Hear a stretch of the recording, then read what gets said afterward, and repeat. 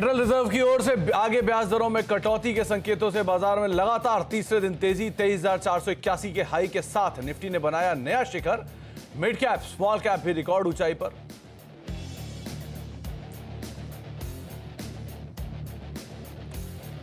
Real estate, IT और सरकारी बैंकों में सबसे ज्यादा तेजी। 6% के उछाल के साथ वायदा का टॉप गेनर बना ओरेकल फाइनेंस। साथ ही बिरला सॉफ्ट, कोफोर्ज, एलटीआई में भी रौनक।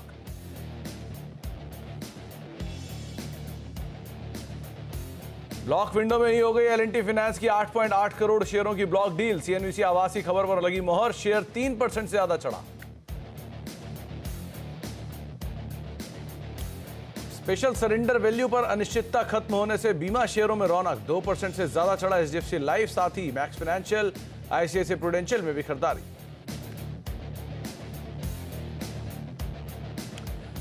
नमस्कार, ट्रेडर्स हॉटलाइन में आप सभी का स्वागत है। मैं हूं सुमित और भारतीय बाजार जो कि अभी तो बढ़िया रफ्तार के साथ ही कामकाज कर रहे हैं। हालांकि रफ्तार पहले से थोड़ी कम जरूर हुई है, लेकिन फिर भी मार्केट्स के अंदर खरीदारी का दौर अभी भी देखने को मिल रहा है। एक अच्छी रफ्तार मार्केट्स में, स्पेशली ब्रॉडर मार्केट्स के अंदर बनी हुई है। आज हमारे साथ राजेश सातपुते सर मौजूद हैं, जिनसे हम बातचीत करेंगे आपके सवालों को लेकर भी, बाजारों को लेकर भी। लेकिन उनसे चर्चा करने से पहले जरा एक आपकी स्क्रीन पर माध्यम 7045220000 ये हमारा व्हाट्सएप नंबर है, जिस पर आप अपना सवाल भेज सकते हैं, पूछ सकते हैं, हमसे बातचीत कर सकते हैं। साथ ही साथ आप सोशल मीडिया के जरिए यानी कि आस्क आवाज कैश और आस्क आवाज F&O इन हैशटैग्स का इस्तेमाल करके भी आप इस कार्यक्रम का हिस्सा बन सकते हैं और हमारे साथ सीधे बातचीत कर सकते हैं। राजेश सर नमस्कार, स्वागत है कार्यक्रम में। पुणे की बात नहीं करूंगा, मैं वहीं से शुरुआत करता हूँ। पहले तो बाजार कैसा लग रहा है आपको, कैसा मार्केट लग रहा है? क्योंकि बढ़िया तेजी तो बनी हुई है बाजार में, नया ऑल टाइम हाई हम रोज बरोज बना रहे हैं, चाहे ब्रॉडर मार्केट्स हो या फिर फ्रंट लाइन इंडेक्स हो। ये तेजी कब तक रहेगी, पहली चीज, और क्या टारगेट्स रखें, क्या स्टॉप लॉस मेंटेन करें? Very good morning Sumit. Sumit देखिए, अगर आप ओवरऑल स्ट्रक्चर देखें तो बाजार एक कंसोलिडेशन मोड में है, और ये जो कंसोलिडेशन है वो करीबन 23,200 के ऊपर का दिख रहा है। 23,200 से लेके 23,450 एक्सक्यूज मी, ये मोटा मोटी मुझे लगता है निफ्टी में रेंज उभर के आ रही। रही बात आज की, देखिए आज एक्सपायरी भी है। अगर निफ्टी की बात करें तो ये ओवरबॉट टेरिटरी में है, तो यहाँ से डिप आने के चांसेस बहुत ज्यादा है। तो डिप कहां तक? तो मुझे लगता है 23,200 तक की जगह बनेगी। 23,450 का एक स्टिफ एंड स्टिकी रेजिस्टेंस है। देखिए सुमित जी, इशू ये है कि बाजार में मिड कैप चल रहा है और जो लार्ज कैप है उसमें से कोई सामने नहीं आ रहा है, कोई स्टॉक, कोई सेक्टर कि जो बाजार को लीड करे। That is the concern. तो इसलिए लग रहा है कि मिड कैप पे फोकस करेंगे, स्टॉक स्पेसिफिक थोड़ा मूव हम कैच करेंगे। जैसे अनुज जी ने कहा कि स्विंग ट्रेडिंग अपॉर्चुनिटीज ढूंढेंगे तो ज्यादा बेटर होगा, और मैं भी मानता हूं कि ये ज्यादा बेहतर होगा rather than going positionally long at this market at this level. तो पोजिशनली लॉन्ग साइड पर आप पोजीशन रखें। वैसे स्टॉक स्पेसिफिक रहना ज़्यादा ज़रूरी है, ज़्यादा बेहतर अप्रोच है मार्केट्स को लेकर इस समय के लिए एटलीस्ट। अब दर्शकों से बातचीत शुरुआत करते हैं। सबसे पहले दर्शक जो हमारे साथ मौजूद हैं वो हैं विशाल, जम्मू से मौजूद हैं। विशाल जी नमस्कार। नमस्कार जी। नमस्कार विशाल जी, कैसे सर? बढ़िया है सर। बहुत बढ़िया विशाल जी, आप बताइए क्या हालचाल है आपके? बस बढ़िया सर। मैं पहले कुछ और चैनल पे यही शेयर मार्केट न्यूज सुनता था, मगर मैंने अभी कुछ ही देर पहले, कुछ 5-6 महीने पहले निवेश किया है मैंने शेयर मार्केट में, स्टार्ट किया है। मगर मेरे को सबसे जो पसंद चैनल आया है ये आपका चैनल पसंद आया। बहुत बहुत शुक्रिया विशाल जी, बहुत बहुत शुक्रिया। हौसला अफजाई के लिए भी, देखने के लिए भी, सराहने के लिए भी, बने रहने के लिए भी बहुत बहुत शुक्रिया। पूछे सवाल विशाल जी। टाटा मोटर के मेरे पास शेयर हैं, मैंने लिया था 1056 में। ओके, और समय अवधि क्या दे सकते हैं आप इसे? लॉन्ग टर्म का नजरिया है मेरा। Okay okay. तो विशाल जी, एक इम्पॉर्टेंट अपडेट इससे रिलेटेड ये है कि इसमें एक डीमर्जर आना है। टाटा मोटर्स का कमर्शियल व्हीकल और पैसेंजर व्हीकल कारोबार का डीमर्जर होगा। तो वो डीमर्जर के लिए अगर आप लंबी अवधि के निवेशक हैं तो आप एलिजिबल हो ही जाएंगे विद टाइम। तो उसमें दोनों कारोबार अलग अलग करके दोनों शेयर आपको बढ़ के मिलेंगे आगे चल के, जब इसका डीमर्जर आएगा तब। लेकिन ये अभी थोड़ा समय लगेगा, तो आप अगर लंबी अवधि के निवेशक है तो आपको उसका भी एक आइडिया रहना चाहिए। बाकी चार्ट वाइज कैसा लग रहा है वो मैं राजेश जी से पूछ के बताता हूँ। राजेश सर, टाटा मोटर्स खरीदारी की इन्होंने 1050 पे, बढ़िया तेज़ी भी दिखाई ऊपर, लेकिन फिर वापस हायर लेवल से थोड़ा हल्का हुआ। आप क्या राय रखते हो, क्या करना चाहिए इन्हें? मुझे लगता है कि देखिए टेक्निकली तो मुझे लगता है कि ये करीबन 1050 1060 का ये टॉप रहेगा at least for the time being. सामने 950 का एक सपोर्ट उभर के आ रहा है, तो 950 के ऊपर बायस पॉजिटिव रखे, 1050 1060 का टारगेट होगा। लेकिन आई थिंक मुझे लगता है सुमित जी, आपने जो कहा वो ज्यादा इंपॉर्टेंट है। ये डीमर्जर का जो इम्पैक्ट है उसे कैसे देखे, ये प्रोबेबली वक्त ही बताएगा। तो अगर आपका वो एंगल होगा इन्वेस्टमेंट का, तो वो ज्यादा बेहतर होगा rather than technically for 100 points. तो आप वो डीमर्जर के ट्रिगर पे वेट करिएगा विशाल जी, और अपडेट देखते रहिएगा इस कंपनी से रिलेटेड क्या आते हैं, लेकिन वो एक इम्पॉर्टेंट इवेंट होगा तो उसको आप ज़रूर ध्यान रखिएगा। अब वंशु जी से बातचीत करते हैं जो कि बुलंदशहर से हमारे साथ मौजूद हैं। वंशु जी नमस्कार। नमस्कार सर जी। नमस्कार वंशु जी, क्या सवाल है आपका? देखता हूँ सर मैं शुरू से। शुक्रिया शुक्रिया शुक्रिया वंशु जी, बहुत बहुत शुक्रिया। क्या सवाल है आपका? आपका चैनल मुझे काफी अच्छा लगता है, आपके अनुज सर बहुत अच्छा बताते हैं। अभी कुछ देर पहले ही उठ के गए अनुज जी, अभी थोड़ी देर पहले थे यहाँ पर। अगर सुन रहे होंगे तो ज़रूर आपको सराहेंगे, वो आपकी बातों को प्रशंसा करेंगे। लेकिन अभी के लिए आपका सवाल क्या है वंशु जी? सर मैंने इंडिगो के शेयर लिए थे आज से 1 मंथ पहले 4092 के भाव पर। अनुज को ये सुन के आपने शायद लिया भी होगा। Yes yes. हाँ, अनुज इस पे काफ़ी बुलिश भी हैं, बढ़िया तेज़ी इसने दिखाई भी है। तो अभी वंशु जी आप कितना समय दे सकते हैं? मैं इसमें 5 इयर्स और आगे भी दे सकता हूँ, मतलब टाइम की तो कोई दिक्कत नहीं है। अगर 5 इयर्स से भी इसका लॉन्ग टर्म है तो दे सकता हूँ। चलिए, तो वैसे कंपनी अच्छी है, 62% 60% के आसपास का मार्केट शेयर कमांड करती है। एक ही थोड़ा बहुत इवेंट हुआ है कि प्रमोटर ने हाल में थोड़ा हिस्सा बेचा है, लेकिन अदरवाइज अभी भी सब्सटैंशियल हिस्सा प्रमोटर रखते हैं। राजेश सर क्या करना चाहिए इंटरग्लोब एविएशन में? सुमित जी, आपने बिल्कुल सही कहा कि ये जो प्रमोटर ने हिस्सा बेचा है उसके बाद थोड़ा सा इंडिगो में आप कह सकते हैं कि टेक्निकली थोड़ी प्रॉफिट बुकिंग की जगह बन रही है यहाँ पे। तो 4250 के आसपास ये स्पॉट में है, तो मुझे लगता है प्रोबेबली 4000 के आसपास एक बार के लिए आएगा।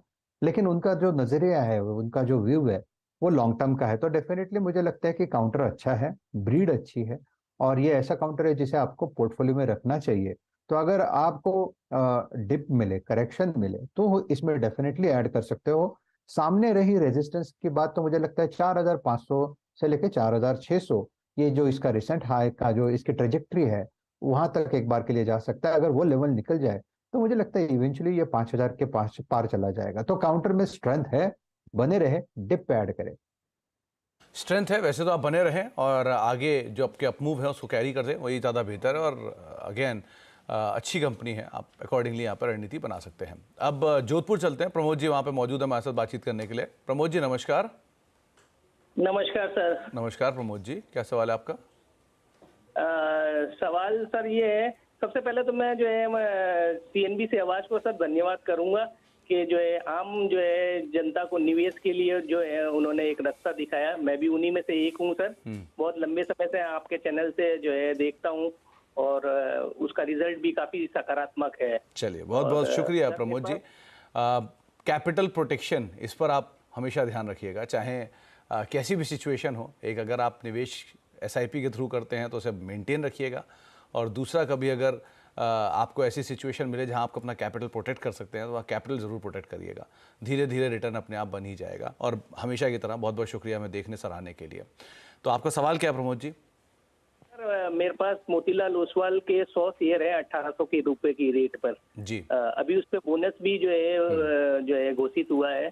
तो मैं ये जानना चाह रहा हूँ जो है उसको लंबे समय के लिए जो है रखा जा सकता है आगे आने वाले समय के लिए, क्योंकि अक्सर ये होता है ऐसी कोई जो घटनाक्रम होता है जिसमें बोनस या कुछ होता है तो उसमें सुस्ती आ जाती है। तो वही जानना चाह रहा था मैं, आगे लंबे समय के लिए मेरा लॉन्ग टर्म व्यू है। और एक बीएससी के साथ जो है मेरे पास जो है फ्री जो है पड़े हुए हैं 125, मेरे पास 200 थे, 75 मैंने बुक करके और मूल अपने रकम निकाल लिया सर। चलिए, ये बहुत अच्छा किया वैसे आपने। तो एक चीज़ और प्रमोद जी पूछना चाहूँगा, जो आप ये मोतीलाल ओसवाल के शेयर लेकर बैठे हैं, ये प्री बोनस आपके पास क्या है, राइट? बोनस से पहले की खरीदारी आपकी? हाँ जी, 2 महीने पहले करीब। चलिए, तो बोनस क्योंकि 10 जून यानी कि 2-3 दिन पहले ही एक्स हुआ है, इसलिए दाम इतना नीचे दिखाई पड़ रहा है। तो राजेश सर, इनके पास प्री बोनस के 1800 रुपये के दाम पर शेयर हैं, तो ऐसा नहीं है कि इन्हें लॉस है। 1800 रुपये के दाम पर इन्हें 100 शेयर इन्होंने लिए थे, तो अब इनके पास 4 शेयर हो गए होंगे। सो इनकी कॉस्ट ऑलमोस्ट वहीं के वहीं ज़्यादा ही होगी, इनफैक्ट प्रॉफिट ज़्यादा हो ही रहा होगा इन्हें। आप क्या राय रखते हो मोतीलाल ओसवाल में, और दूसरा बीएससी में क्या करें? सुमित जी देखिए, सामने बीएससी का चार्ट पहले लगाया, तो मैं बीएसई पे बात करूंगा। देखिए बीएसई का स्ट्रक्चर अच्छा है, बीएसई हाल फिलहाल में यहाँ पे करेक्ट हुआ है, लेकिन अपने इंपॉर्टेंट क्लस्टर को ये रिस्पेक्ट कर रहा है। तो ये 2500 2600 ये इसके लिए एक बाइंग जोन है, बाइंग रेंज है। जब तक ये इंटैक्ट है तब तक मुझे नहीं लगता कोई दिक्कत है। इनफैक्ट मुझे लगता है यहाँ पे एक थोड़ा कंसोलिडेशन ओवर होने के बाद स्पॉट मिलेगा 3200 और 3500 के आसपास के इसके जो टारगेट है ये अभी भी इंटैक्ट है। तो बीएसई ये एक अच्छा काउंटर है, आप इसमें बने रहे। रही बात मोतीलाल ओसवाल फाइनेंशियल सर्विसेज की, तो देखिए एमओएसएल की अगर बात करें, मोतीलाल ओसवाल फाइनेंशियल सर्विसेज की, तो मुझे लगता है ये 650 के ऊपर इसका स्ट्रक्चर अभी भी स्ट्रांग है, कोई दिक्कत वाली बात तो नहीं लगती। अभी देखिए इतना बड़ा इवेंट होने के बाद थोड़ा कंसोलिडेट तो करेगा, तो इवेंचुअली मुझे लगता है जैसे कि अगर स्पॉट की बात करें तो मुझे लगता है ये 800 को एक बार के लिए दस्तक देगा। तो यहाँ पे 650 के ऊपर एमओएसएल मोतीलाल ओसवाल का बायस जो है पॉजिटिव रहेगा। तो एमओएसएल का जो बायस है वो पॉजिटिव है और आप बने रह सकते हैं। अब गुरुग्राम चलते हैं, वहाँ पे चरण सिंह सर हमारे साथ मौजूद हैं। सिंह साहब नमस्कार, क्या सवाल है आपका? नमस्कार सुमित सर, मेरा डिश टीवी है सर। किस भाव पे खरीदारी आपकी सिंह साहब? सर ये 34 पे और कुछ एवरेज कर सकता है इसमें, 1000 शेयर और लेने के मन में है। ओके, और नजरिया आप लंबी अवधि रखते हैं, राइट? जी सर। राजेश सर, इन्होंने खरीदारी की है डिश टीवी में, करीब 1000 शेयर हैं, 34 रुपये के दाम पे खरीदारी है, आधा हो गया है ऑलमोस्ट।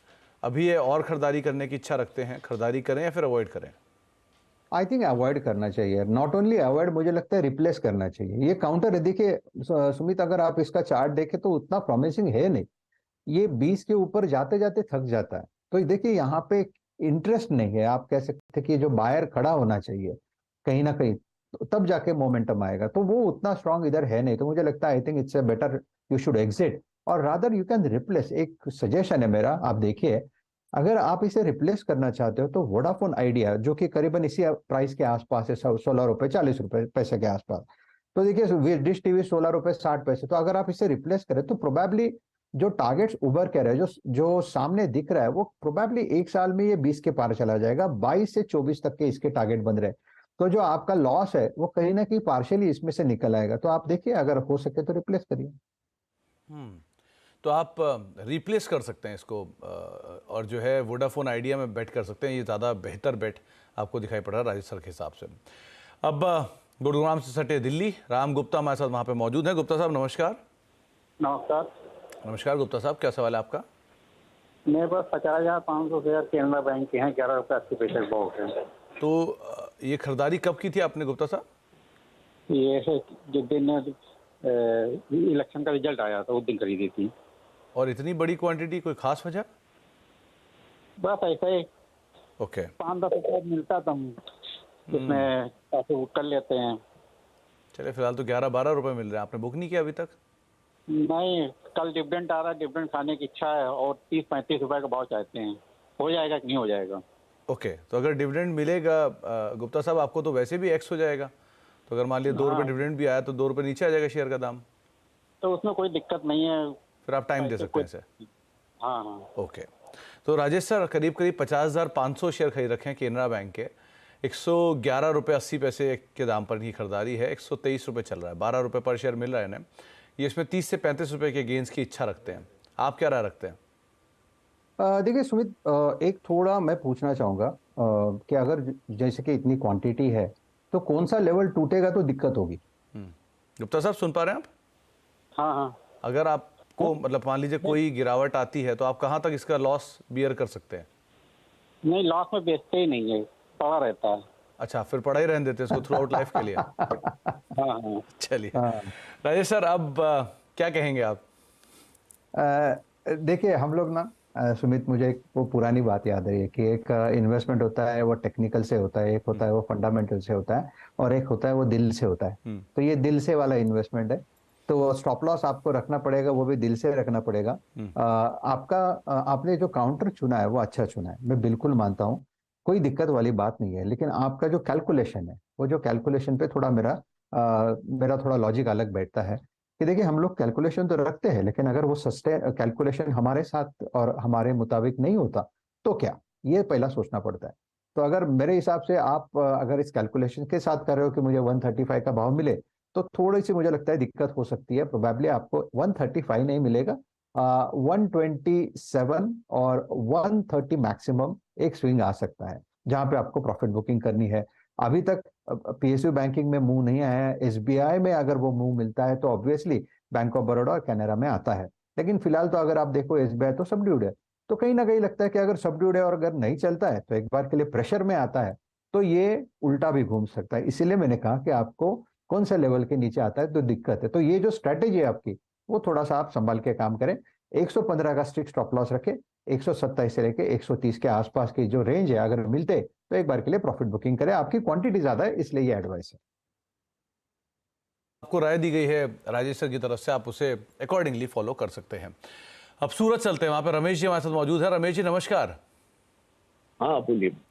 रमेश जी सवाल क्या है आपका? हाँ हाँ, वो अभी बोला ना ब्लिस टीवीएस फार्मा और फिनोलेक्स इंडस्ट्रीज, और दोनों में नजरिया क्या है आपका Ramesh ji? Long term. Okay, तो ब्लिस लॉन्ग में होल्ड ही करता हूँ ये। ओके, वैसे आप स्टॉक्स होल्ड ही करते हैं। सो राजेश सर, ब्लिस जीवीएस करीब 98 के दाम पे खरीदारी है, 1700 शेयर है, 104 के आसपास ये भी कामकाज कर रहा है, लंबी अवधि का नजरिया है, 6, 6.5, 7 रुपये का मुनाफा है, क्या करना चाहिए ना? सुमित जी देखिए, ब्लिस का अगर आप चार्ट देखें तो इसमें करेक्शन हुआ है, 150 का इसका भाव था और वहां से ये करेक्ट होते होते 100 के आसपास, तो आप कह सकते हैं कि 50% तो ऑलमोस्ट इरेड हो चुका है, 40% अगर आप हिसाब से देखें तो मुझे लगता है इतनी बड़ी करेक्शन के बाद अभी काउंटर अपनी इंपॉर्टेंट क्लस्टर पे खड़ा है अकॉर्डिंग टू वीकली चार्ट। तो this is obviously not the level to exit long. Probably इस लेवल से एक रिलीफ रैली मिलनी चाहिए 125 तक। तो for me it's a hold. आपको एक स्टॉप लॉस रखना पड़ेगा 95 का। तो 95 के स्टॉप लॉस साथ आप बने रहें यहाँ पर, ज़्यादा बेहतर है। गिरिराज सिंह साहब ने एक सवाल पूछा है, इनके पास एयू स्मॉल फाइनेंस बैंक की कॉल है, 660 की कॉल है, और टाटा कंज्यूमर की भी 1150 की कॉल है, क्या करना चाहिए इन्हें राजेश सर? सुमित देखिए, एयू स्मॉल फाइनेंस में एक टेक्निकल ब्रेकआउट हुआ है, वो करीबन 660 के ऊपर का है। अगर आप देखें इसका चार्ट, इसका स्ट्रक्चर तो स्ट्रक्चर अच्छा है, इसलिए मेरा व्यू जो है एयू फाइनेंस में पॉजिटिव है। मुझे लगता है इवेंचुअली ये 700 से लेके 720 तक जाएगा, थोड़ा वक्त लगेगा, तो आप इसमें बने रहे। रही बात टाटा कंज्यूमर की, तो देखिए टाटा कंज्यूमर में एक ब्रेकआउट हुआ था 1100 का।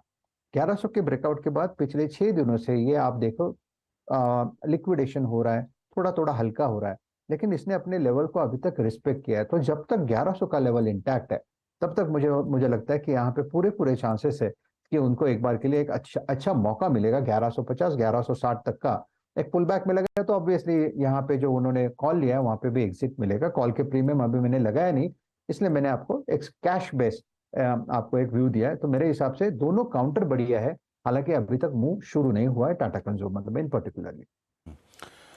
तो आप दोनों ही शेयर अच्छे हैं, बने रह सकते हैं, ज़्यादा बेहतर है। अब विमल कुमार जी का एक सवाल है, इनके पास IRB इंफ्रा के शेयर हैं 56 रुपये के दाम पर, यहाँ पर आप क्या राय रखते हैं राजेश सर? देखिए काउंटर में वोलेटिलिटी बहुत ज्यादा है, ऊपरी लेवल पे 75 पे एक बड़ा सेलर है। मुझे लगता है जब तक 75 का लेवल निकलेगा नहीं, इसमें बड़ी तेजी नहीं होगी। इन द कॉन्ट्ररी मुझे लगता है एक बार के लिए 60 तक का डिप भी आ सकता है। तो आप कह सकते हैं कि 60 से लेके 75 तक ये इसका बड़ा कंसोलिडेशन चल रहा है सुमित जी। तो जब तक ये कंसोलिडेशन पे ब्रेकआउट नहीं आएगा या ब्रेकडाउन नहीं आएगा, यहाँ पे आप इसमें एक बड़ा कॉल नहीं ले सकते हो। लेकिन अगर आप इसको थोड़ा सा वक्त दे, थोड़ा सा आप इसको ओवरऑल स्ट्रक्चर देखे, डेली चार्ट के बाद मंथली पे चले जाते हो तो दिखता है कि कंसोलिडेशन अच्छा है। तो अगर आपने लॉन्ग टर्म के लिहाज से लिया है तो आप इसमें बने रहे। तो बने रहने की राय IRB इंफ्रा को लेकर दी गई है।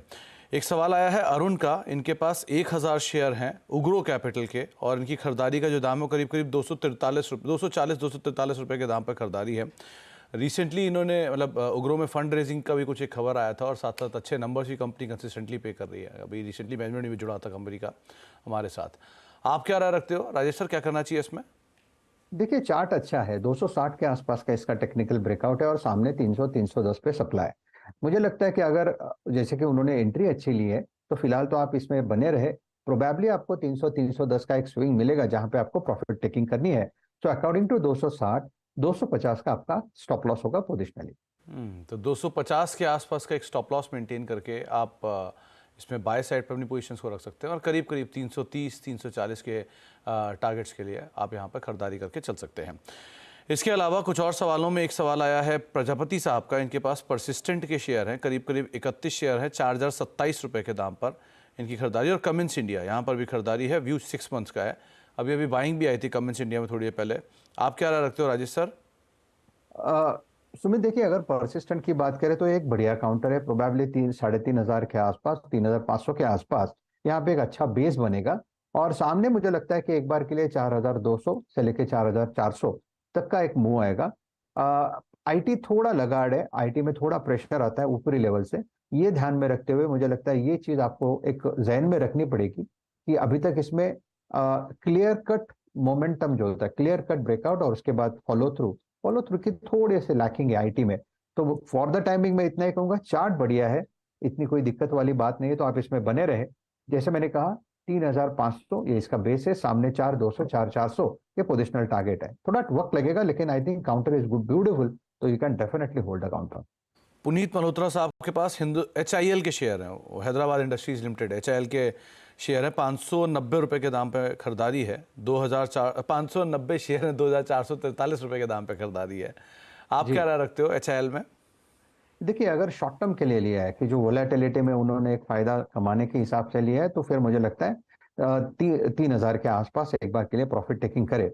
लेकिन अगर 3,000 के ऊपर चला जाता है तो फिर मुझे लगता है सुमित जी HIL में बहुत बड़ी रैली आ सकता है, प्रोबेबली 4,500 से 5,000 तक। तो फॉर द टाइम बिंग आप एक शॉर्ट टर्म व्यू रखें 3,000 का, 3,000 पे थोड़ा सा वॉच करें, ऑब्जर्व करें, अगर बाजार संभलता है तो ये भी संभलेगा। तो 3,000 के ऊपर जाता है तो बड़े टारगेट्स, अगर 3,000 के आसपास बाजार भी अटकता है, सामने HIL भी अटकता है, तो एक बार के लिए प्रॉफिट टेकिंग कर ले। एक सवाल आया है VSJ साहब का, इनके आपके वैसे राजेश सर बहुत बड़े फ़ैन भी हैं। ये बता रहे हैं कि इनके पास HDFC AMC के शेयर हैं, 3,944 रुपये के दाम पे फ्यूचर में खरीदारी कर रखी है, और एक्सिस बैंक का भी एक लॉट इन्होंने ले रखा है जून एक्सपायरी का। इन दोनों पे आप क्या राय रखते हो? देखिए HDFC, first of all thank you. HDFC AMC का अगर आप चार्ट देखें तो कल इसमें एक रैली थी, आज पॉज है 3,800, क्योंकि उन्होंने जो मुझे समझ पड़ता है कि वो एक स्विंग ट्रेडर है, तो 3,800 से लेके 4,000 ये इसका एक एक्यूमुलेशन जोन होगा। और सामने मुझे लगता है 4,250 से 4,300 तक की रैली HDFC AMC में आएगी, जहां पे आपको एग्जिट लेना है। दूसरा कौन सा था सुमित जी? इन्होंने दूसरा खरीदा एक्सिस बैंक 1,207 पे। देखिए, एक्सिस बैंक, जैसे मैंने कहा, बैंकिंग सेक्टर इन पर्टिकुलरली ऊपरी लेवल पे दबाव फेस कर रहा है। उसमें से ऑब्वियसली एक्सिस बैंक एक लीडर है, HDFC बैंक एक लीडर है, SBI एक लीडर, तो कहीं ना कहीं लगता है ये लीडर जो है ऊपरी लेवल पे थोड़े हल्के पड़ते हैं। तो अगर एज ए ट्रेडर हमें अगर सोचना है तो ये देखना है कि क्या ये अपने इंपॉर्टेंट लेवल्स से रिस्पेक्ट कर रहे हैं। तो यस, एक्सिस बैंक 1180 1170 ये इसका एक्यूमुलेशन जोन है। जब तक 1180 1170 को मेंटेन करता है तब तक कोई दिक्कत वाली बात नहीं है। सामने एक बार अगर ये 1,200 का लेवल निकल जाए, फिर मुझे लगता है सुमित जी इसमें कम से कम 1,230 1,240 तक का स्विंग मिलेगा। तो काउंटर बढ़िया है, लेकिन यहां तक अभी तक मोमेंटम लैकिंग है, दैट इज द इशू। एक कविता जी ने सवाल पूछा है, इनके पास NBCC के शेयर हैं, 141 रुपये के दाम पे पहले रिव्यू करा चुकी हैं, अब 157 रुपये आ गया है, ये अब दोबारा रिव्यू चाह रही हैं, क्या करें? 600 शेयर इनके पास। देखिए, आप इसमें बने रहे, मुझे लगता है जब तक ये 150 के ऊपर मेंटेन कर रहा है तब तक कोई दिक्कत वाली बात नहीं। इनफैक्ट कल इसमें एक प्राइस एंड वॉल्यूम ब्रेक देखा गया, जिसका टारगेट कम से कम 170 175 का है। तो काउंटर बढ़िया है, आप फिलहाल तो इसे होल्ड रखें with stop loss of 145 positionally. Rahul Chadha साहब के पास बायोकॉन के शेयर हैं, 700 शेयर हैं 340 रुपये के दाम पे, और गोदरेज एग्रोवेट इनके पास है 304 शेयर 593 रुपये के दाम पर। दोनों पे आपकी राय? देखिए, बायोकॉन का स्ट्रक्चर अच्छा है, बायोकॉन में स्ट्रेंथ है। थोड़ा आप कह सकते हैं कि मोमेंटम जो है वो हमारे हिसाब से नहीं होता। अगर आपको चार्ट पे जिस दिन बाय दिखेगा उस दिन वो स्लगिश हो जाएगा, जब आपका ध्यान नहीं होगा तब ये चलेगा। That is how Biocon works.